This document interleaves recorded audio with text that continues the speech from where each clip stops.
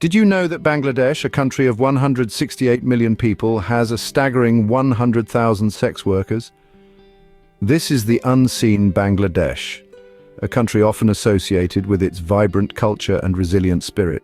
But beneath the surface, there are stories that remain untold, stories that are as much part of the country's fabric as its colorful festivals and rich heritage.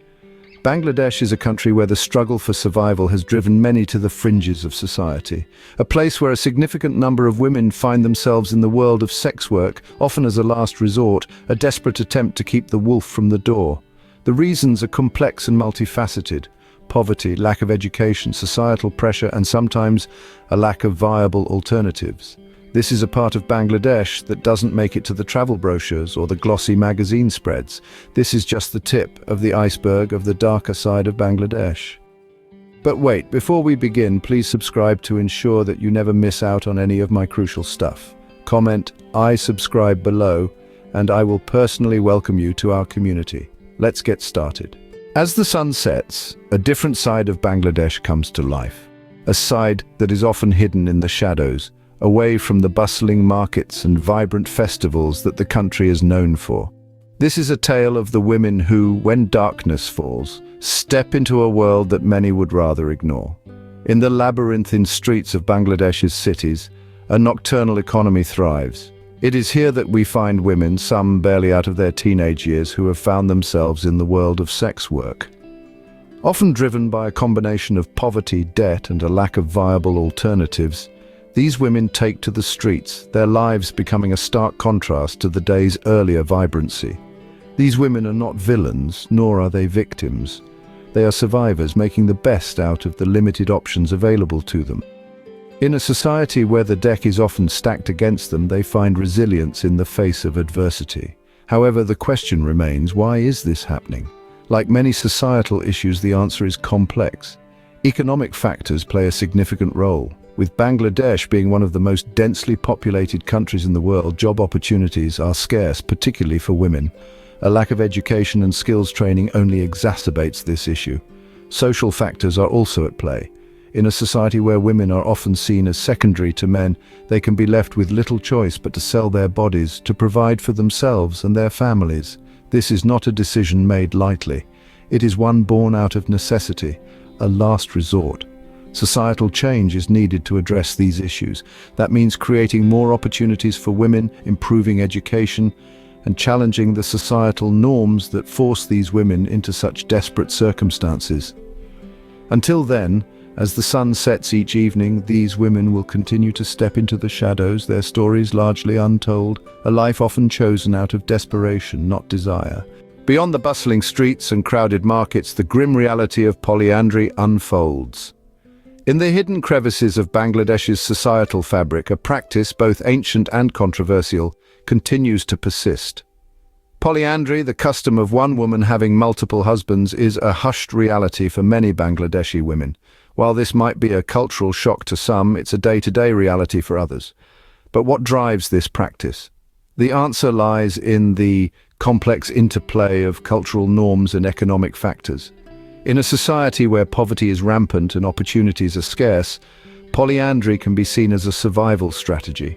It's a practice born out of necessity where multiple incomes are needed to provide for a single household. However, the practice is not without its downsides. It often results in women being treated as commodities, their worth tied to their ability to attract multiple husbands. This commodification of women not only undermines their dignity, but also reinforces harmful gender stereotypes. Moreover, the societal pressures associated with polyandry can be immense.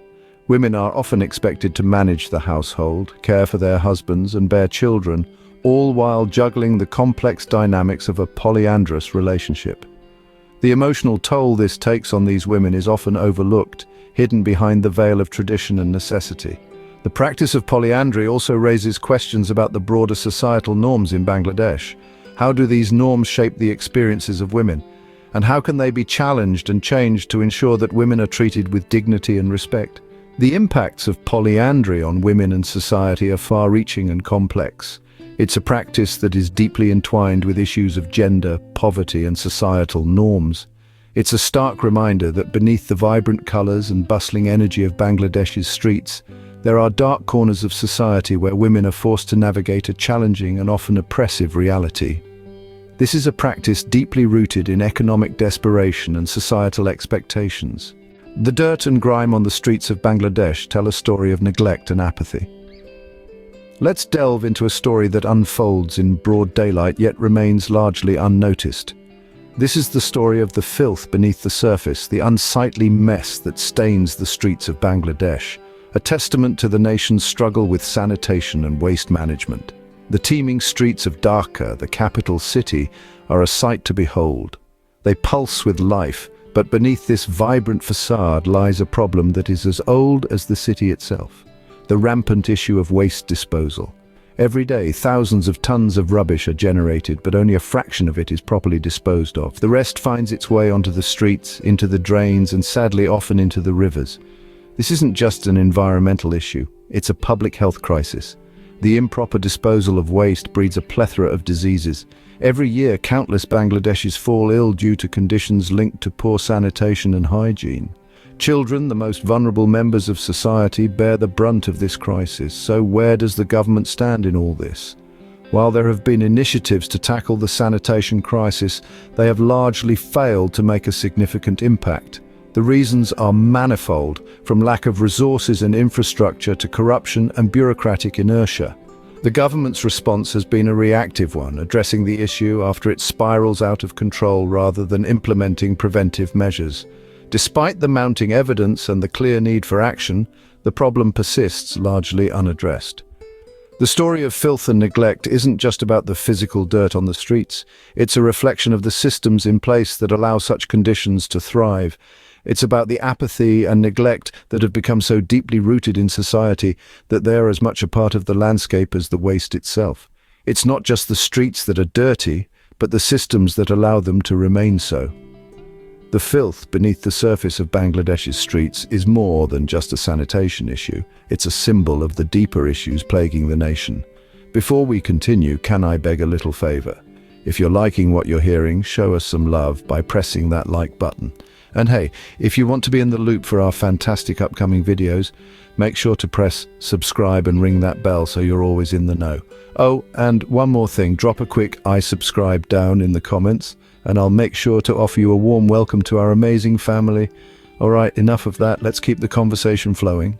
In Bangladesh, crime often lurks beneath the surface, unseen but ever present. The crimes of Bangladesh are as diverse as they are pervasive.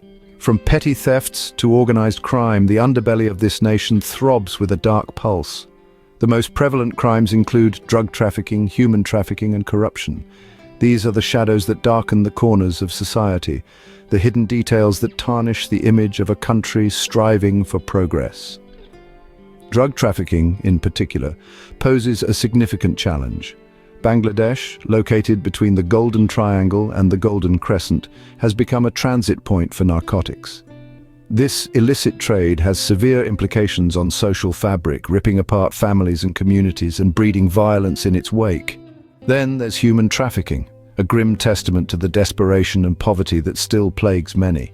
Men, women, and children are smuggled across borders, their lives reduced to commodities. This heinous crime is often hidden behind closed doors, making it difficult to quantify and harder to combat. Corruption, too, is a significant issue. It is a weed that chokes progress, a silent crime that gnaws at the fabric of society. From the highest echelons of power to the humblest of public servants, its insidious tendrils reach far and wide, undermining trust and fostering cynicism. The factors contributing to these crimes are multifaceted. Socio-economic disparities, lack of education, unemployment, and political instability all play a part. The impacts, however, are abundantly clear. The victims of these crimes bear physical and emotional scars, while society at large suffers from an erosion of trust and safety.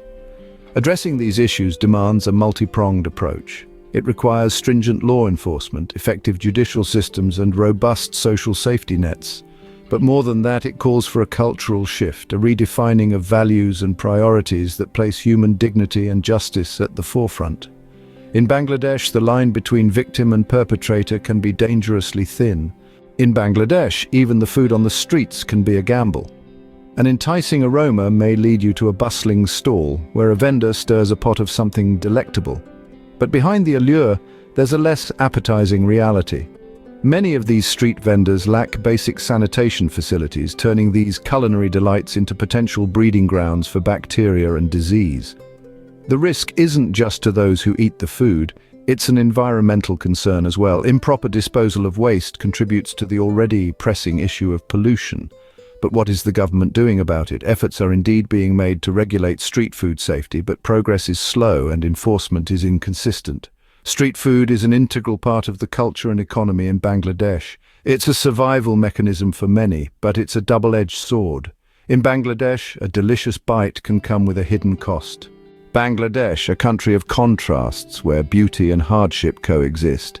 We've journeyed through the nightlife, dove into the dark corners of society, and unveiled the filth beneath the surface. We've explored the unseen crimes and tasted the unappetizing truth of street food. These tales provide a stark reminder of the challenges that persist. The true measure of a society is how it treats its most vulnerable, and in Bangladesh, there's still a long way to go.